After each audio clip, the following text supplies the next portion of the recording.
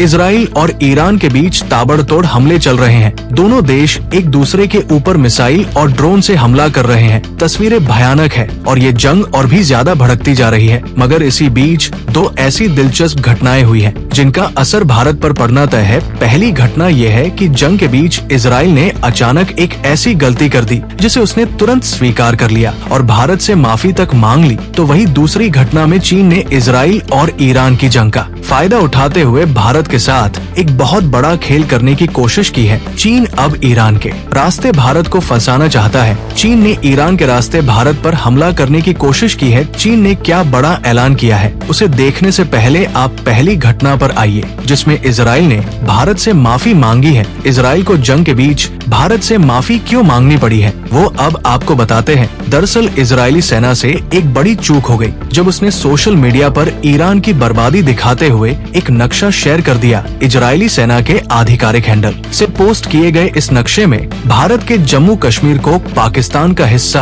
और अरुणाचल प्रदेश को चीन का हिस्सा दिखा दिया गया। ये पोस्ट सामने आते ही सोशल मीडिया पर हंगामा मच गया। कुछ भारतीय लोगों ने इजराइल के प्रधानमंत्री बेंजामिन नेतन्याहू को टैग करते हुए मांग की कि इस पोस्ट को तुरंत हटाया जाए। अचानक मचे इस बवाल के बीच भारत में तैनात इजरायली राजदूत रूबेन अजार सामने आए। रूबेन अजार ने सोशल मीडिया पर लिखा कि ये एक गैर इरादेतन गलती है, हम इसे स्वीकार करते हैं और माफी मांगते हैं। इसके बाद इजरायली सेना ने भी सार्वजनिक रूप से भारत से माफी मांगी। इजरायली सेना ने लिखा कि हम ईरान के बारे में बता रहे थे लेकिन इस मैप में सीमाओं को सटीक रूप से दिखाने में हम विफल रहे। हम भारत के इस अपमान के लिए माफी मांगते हैं। बहरहाल अब आते हैं दूसरी और इससे भी बड़ी घटना पर। चीन ने अचानक इजराइल पर हमला बोल दिया है। चीन ने कहा है कि इजराइल ने ईरान पर हमला करके अच्छा नहीं किया है। चीन ने इजराइल के हमलों की निंदा करते हुए कहा है कि ये ईरान की संप्रभुता, सुरक्षा और क्षेत्रीय अखंडता का उल्लंघन है और इजराइल को तुरंत अपने हमले रोकने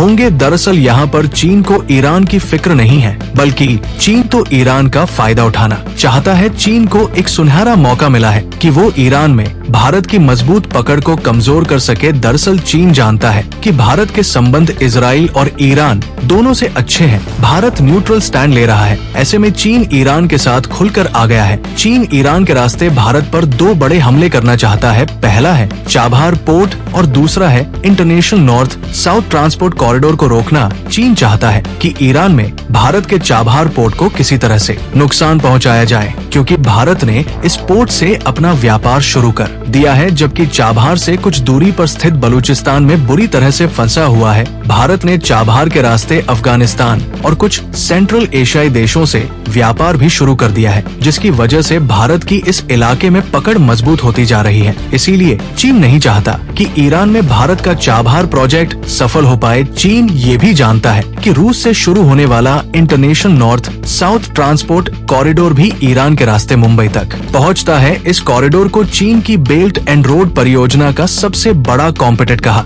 जा रहा है। इस कॉरिडोर के चलते भारत को जबरदस्त व्यापारिक मुनाफा होता दिख रहा है। ऐसे में चीन चाहता है कि चाबहार पोर्ट के साथ साथ international north south transport corridor भी फेल हो जाए। इन दोनों ही बड़े प्रोजेक्ट्स में ईरान एक अहम भूमिका निभा रहा है। ऐसे में चीन ने ईरान को भड़काना शुरू कर दिया है। ईरान को लालच देकर भारत के खिलाफ बहकाना शुरू कर दिया है। चीन ईरान को ये दिखाने की कोशिश में लगा हुआ है कि भारत तो न्यूट्रल है, ईरान की निंदा तक नहीं कर रहा, लेकिन हम आपके साथ खुलकर खड़े हैं।